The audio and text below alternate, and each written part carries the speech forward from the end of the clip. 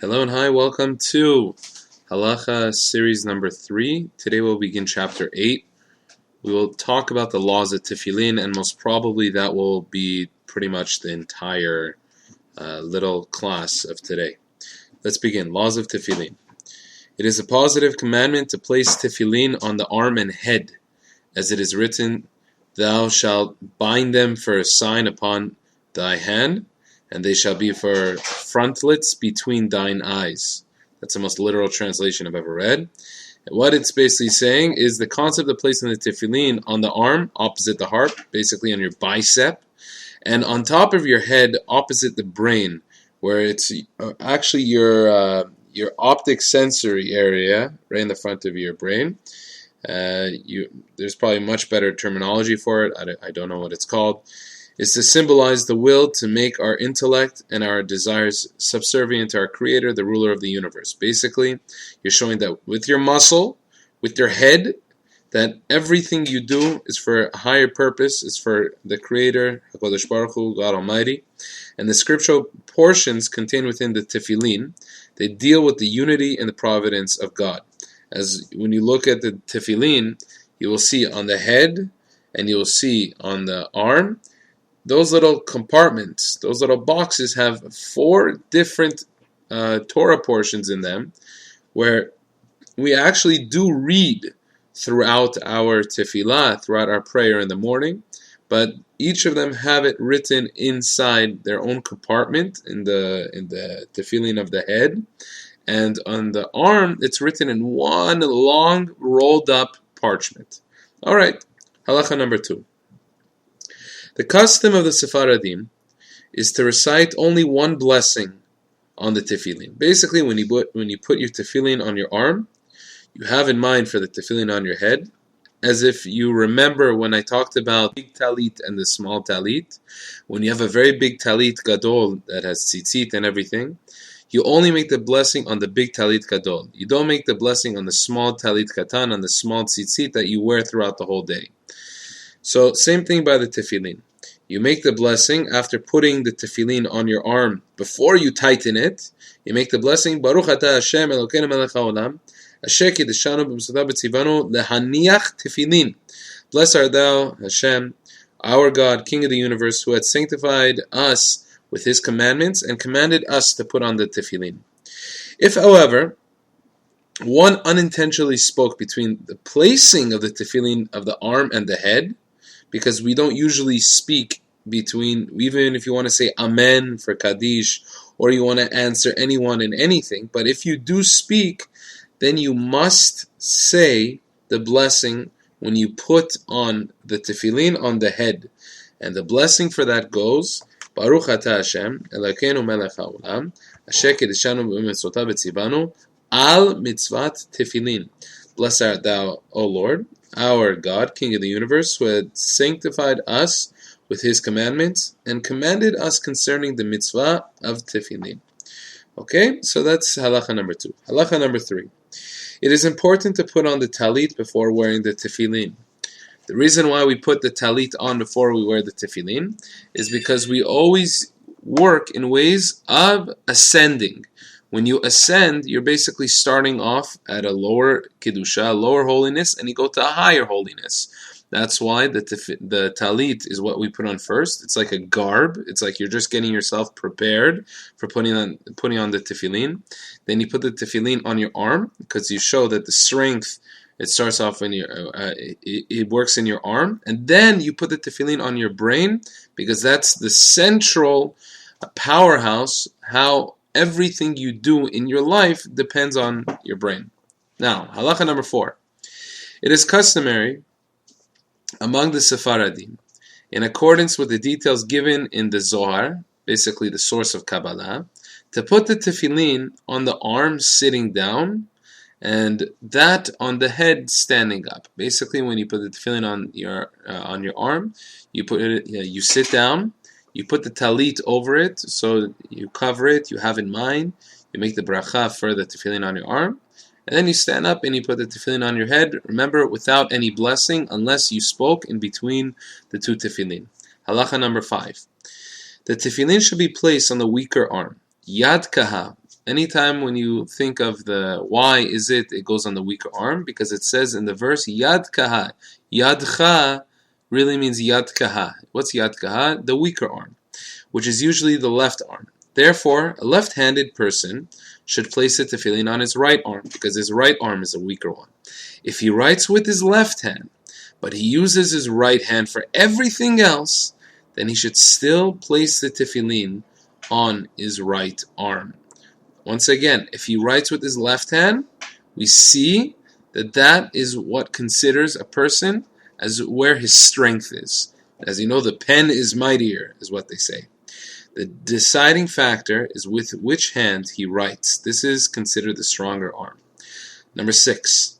All the relevant blessings should be recited before performing any mitzvah.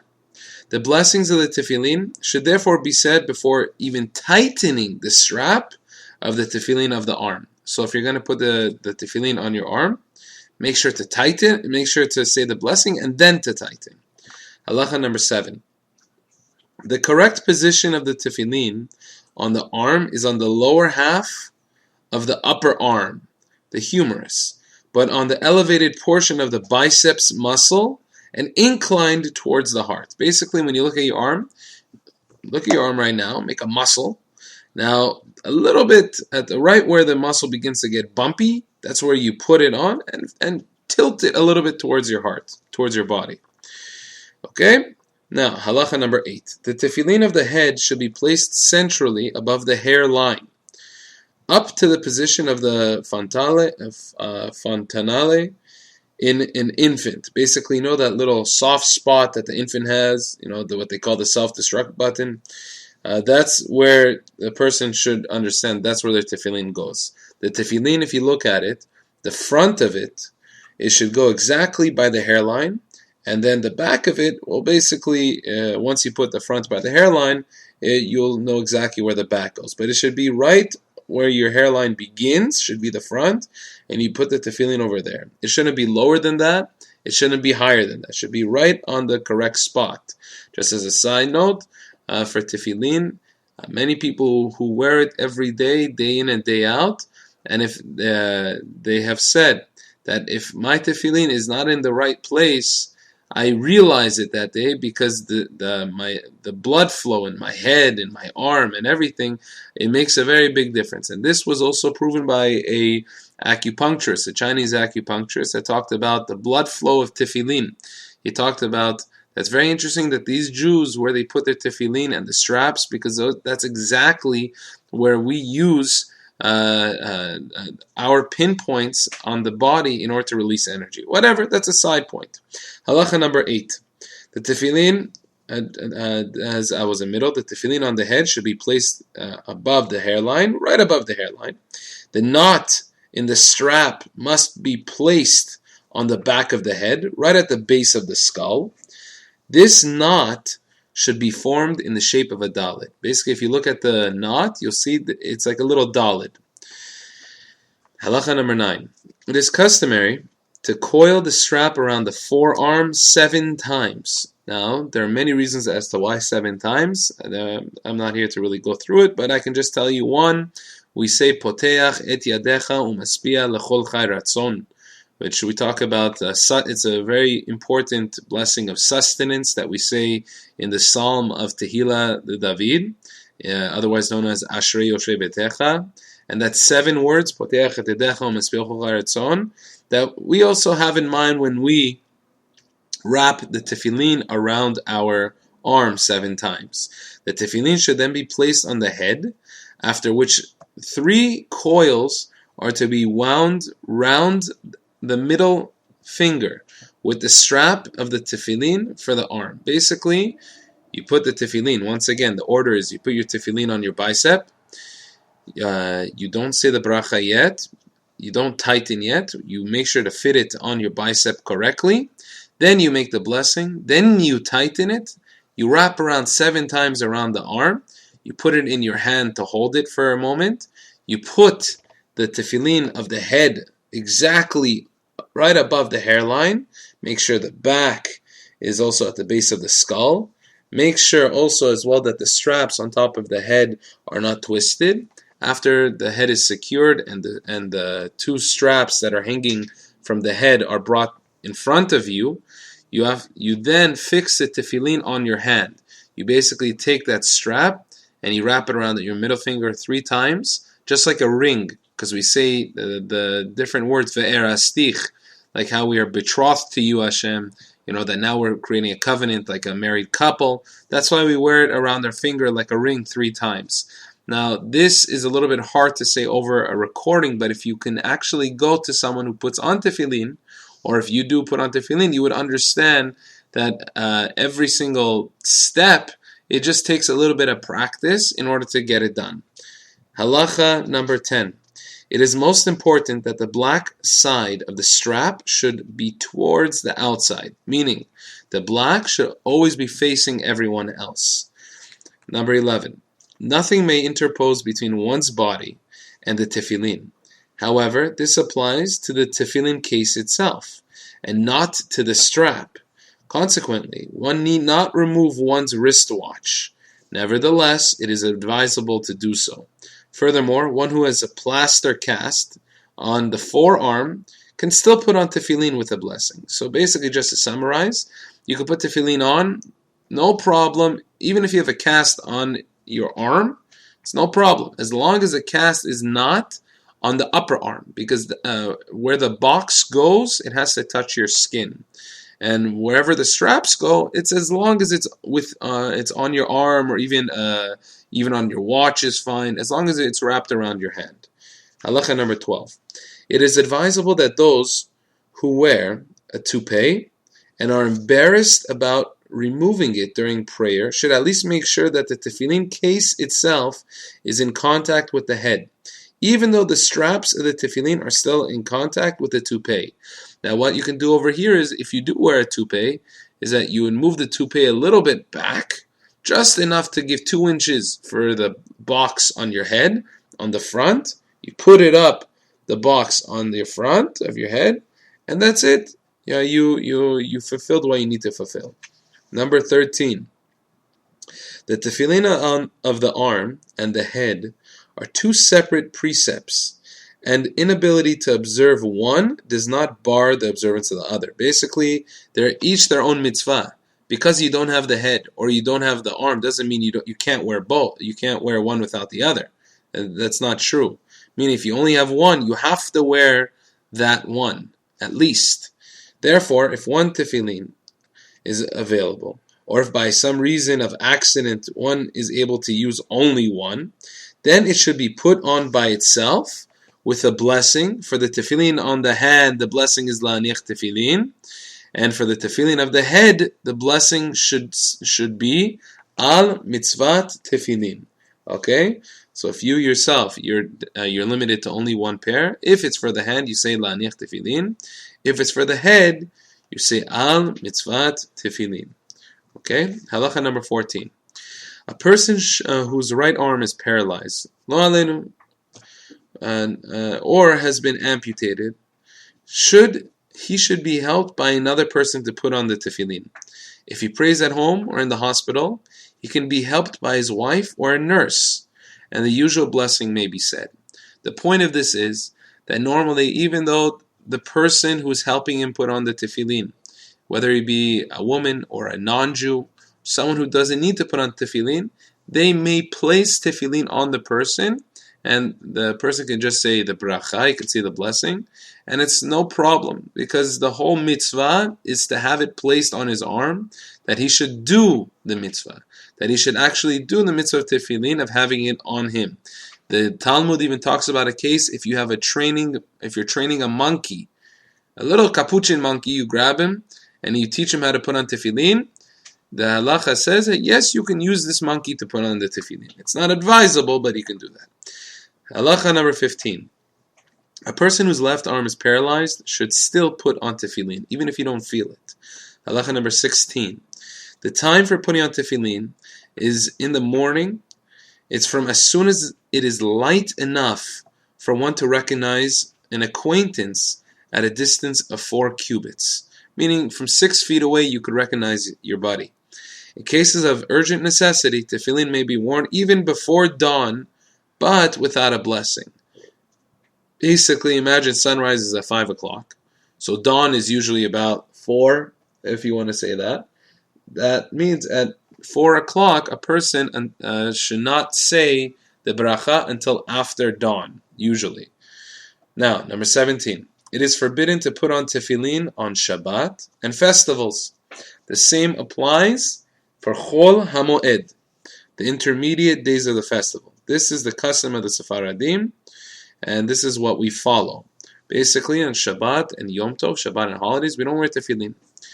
On the halacha number 18, on Tisha B'Av, on the 9th of Av, because we know Tisha B'Av is a sad day, so most communities have the custom to put the tefillin on in the afternoon service when the fast, that day, that morning that we have of Tisha B'Av, the fast is a little bit more lenient towards the midday and onward.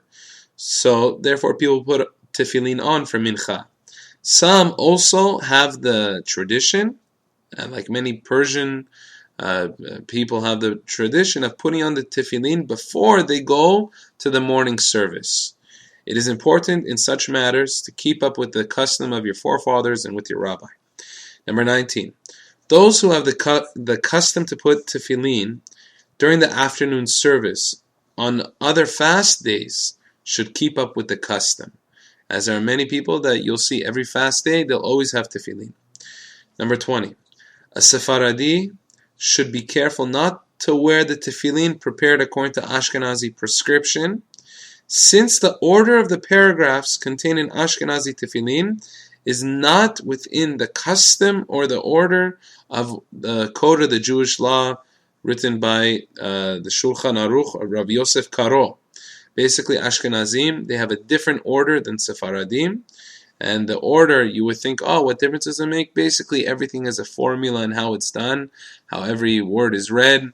How, if you look at a simple mezuzah, a mezuzah that you put on your doorpost, that little scroll, if it's missing even a half a letter, the entire scroll, the rest of the hundreds of letters that are there, they do not work, meaning the mezuzah is pasul. It is useless. You have to have a whole new mezuzah. The idea is everything has to be done according to the customs that you have. Number 21. It is important that the capsules and especially the straps should always be kept black and not red either, because red, people can think that the person is bloody and that he has a sickness, and people can make fun of him as well. Halacha number 22. It is customary to fast if the tefillin have fallen on the ground. If one is unable to do this, then it is advisable to give charity as an atonement. However, there is no need to fast if the tefillin fell while still in the bag. The difference is because when you have something direct as opposed to having it in a case, it lessens the blow. However, if a Sefer Torah, God forbid, falls, even while in its case, one must fast. They even say the entire community must fast. If one's health does not permit one to do so, or fasting would hinder one's work, or if one is a Torah scholar, would hinder his learning, then charity should be given instead of fasting. This shows how powerful it is in order to give charity, to give tzedakah. Halacha number 23. While wearing the tefillin, one should keep oneself very clean. Remember, we talked about being clean is very important. One who suffers from problems such as the runs or diarrhea, whatever it is exempt from putting on tefillin as long as he cannot keep himself clean. And one should not feel bad to say, "Oh, I couldn't do the mitzvah, I missed out." You were an ones. You were someone where it was beyond the ability to put on the tefillin, so it's okay. Number 24. If the capsules of the tefillin have been torn or fallen into water, or if there are any other reason to suspect that the writing inside may have become defective, then the parchments must be examined. If there is no reason to suspect any internal damage, then the tefillin need not be examined. It is advisable to examine the tefillin twice in 7 years. Basically, this halacha This was usually explained for most people that if you have a tefillin where you know the source was good, you know where you got it from, don't worry, you don't have to check it again and again and again. It has a cheskat kashrut. It has a high probability of being kosher, and you don't even need to check it. But for those who are very pious and they want to make sure that the tefillin is fine, they check it twice every 7 years. The reason is because they understand when you wear tefillin for a long time, in all humidity, sometimes people take showers before they wear the tefillin. The moisture can possibly blot out some letters. That's why people do it. Anyways, number 25. A mourner is exempted from putting on tefillin on the first day of mourning, which starts after the burial. Basically, after the burial, we have to know that definitely before the burial, the mourner does not put on the tefillin. But we also say as well that the mourner is also exempt from putting on the tefillin on the first day of the mourning, which starts after the burial. For instance, like if the person was buried at 12 o'clock in the afternoon, then the rest of the day he's still exempt from wearing the tefillin because he was exempt in the morning already. Number 26. According to the Shulchan Aruch, a father should buy tefillin for his son who is still a minor and who understands the importance of tefillin and should instruct him in wearing of them. This is in fact the custom of many Sephardi communities. Others have the custom to wait until he becomes bar mitzvah. So either you have a custom to buy it a week before the bar mitzvah, or one of the best things is to bring him into habit and to buy it about 6 months before the bar mitzvah and to have him to wear his tefillin every day from then. Halacha 27. While wearing the tefillin, one should not be distracted from their holy quality or be diverted to mundane matters. Basically, when you wear your tefillin, do what needs to be done. If you want to text, you want to call, you want to do business, you want to do whatever it is, no problem. Take your tefillin off, put it down, do what you need to do. When you're ready to pray, you're ready to learn, put it back on. It's absolutely no problem. Just remember, if you're taking off the tefillin to use the restroom, we said before, you don't need to say a bracha when you put it back on, if you're having a mind to put it back on. But if you take your tefillin off not knowing whether or not you're going to put it back on, then you must say the blessing again. Halacha number 28. It is customary to touch the tefillin during the Shema. Basically, when you're reading the verses that talk about tefillin, that you should put them as a sign on your hand, you should put them as a sign on your head, between your eyes, you should kiss your tefillin. It's very important because you always show and acknowledge that these tefillin are part of you when you're praying. Number 29. One may partake of some light refreshment while still wearing tefillin. If it is, however, forbidden to sleep while wearing them, even for a brief nap. If you see that you're going to fall asleep, if you sit down, take off your tefillin.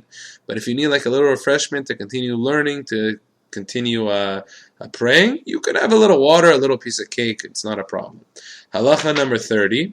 Some follow Rabbi Yosef Karo, who is the author of the Code of the Jewish Law, who holds that the tefillin may be removed after Kiddusha and the prayer, Uva Letzion. Basically, after the Amidah, the 18 silent blessings, there is the psalm, once again, Ashrei Yoshvei Beitecha, Tehillah LeDavid, that psalm of King David, and then after that is Uva Letzion Goel, which it gives one more time the famous chant of the angels, where they say, Kadosh, Kadosh, Kadosh.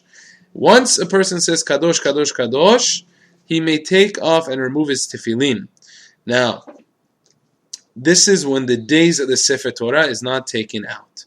On Mondays, on Thursdays, when the Sefer Torah, when you take out the Sefer Torah, you have to realize that tefillin may not be removed until the Sefer Torah has been returned to the ark. However, others have the custom that you don't remove the tefillin until the prayer, the sacrifices, in Kelohenu, basically all the sacrifices that we read at the end. On Rosh Chodesh, this is a famous question, on Rosh Chodesh, when do we remove our tefillin? We remove our tefillin before we do the Musaf, the additional service prayer of the new moon. Basically, Rosh Chodesh is a day of the new month where we celebrate the new month. That day we do 2 times the silent Amidah, the silent 18 blessings prayer. Now the second time that we do it is an additional prayer for the new moon, for the new Rosh Chodesh. By that additional prayer, we remove our tefillin because it's as if it's a holiday.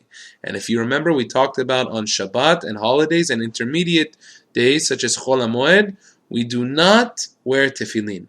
Halacha number 31, on removing the tefillin, the one on the head is removed before that on the arm. And that is the order, the same way as we put it on, the same way we take it off, the same exact style, we go in reverse. So Bezrat Hashem, there are many more halachot when it comes to tefillin. Hopefully, if you have any questions, please ask your local rabbi or even email, no problem. Take care.